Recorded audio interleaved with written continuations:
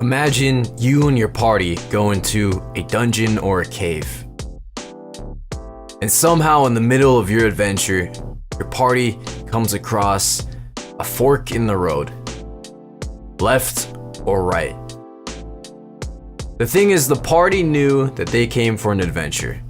They came for the treasures, they came to slay dragons, and they came to ruin the plot of the DM. Even without a direction, the party is able to move on, because the party knows that there's something in it for them. Whether they choose left or they choose right, they know that there's something waiting for them. Zoom back to where we have our own lives and our own forks in the road to decide. Say I give you the exact same metaphor, but this time you're alone. This time you have to make your own choice, left or right. You don't know what's behind the left door, you don't know what's behind the right door. Now, you're paralyzed.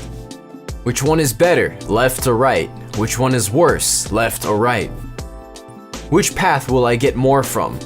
Which path will I get less from? And even in some extreme, which path will kill me? And which path will free me? It no longer becomes, how do we continue the adventure? It becomes, which choice is better? But the truth is, we'll never know what's on the left side. We'll never know what's on the right side. But we do know one thing. We came from the road that created this split, that created this fork. And now we're standing here trying to make this decision.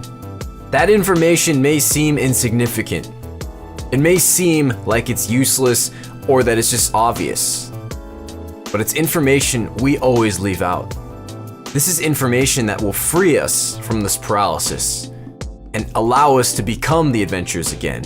Knowing that we came from the path that created this fork, and knowing that we are here as a consequence of the fork, tells us that we are spending our time deciding instead of acting. It tells us that we're afraid to make the decision from left to right because we care more about what we're trying to get. We're trying to create a decision-making process instead of acting on a process. So even though the choice is presented left and right, now we're left with two more choices. Do we head back and quit? Or do we stay in paralysis and try to decide left or right? But let's say that left is the worst choice, and right is the better choice, and we go left. Now in games like Mega Man, once you enter the boss room, you can't go back.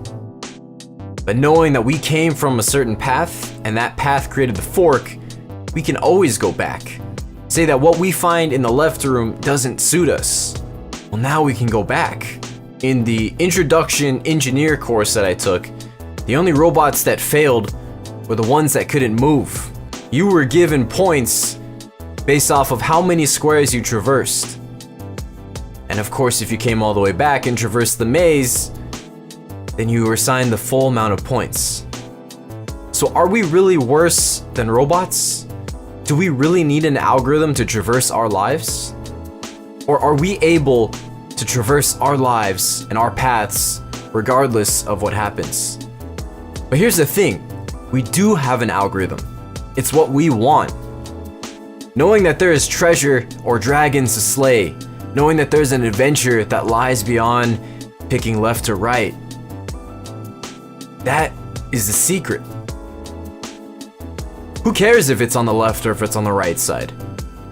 Life has things waiting for us, and the DM of our lives, whether that be a higher power or just the universal laws, has something that we could never imagine.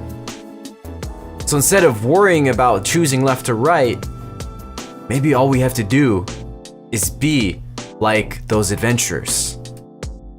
And once we do, no one's gonna stop us from getting our EXP. No one's gonna stop us from getting our goals. No one's gonna stop us from getting our gold. So go out and get it. Don't wait here.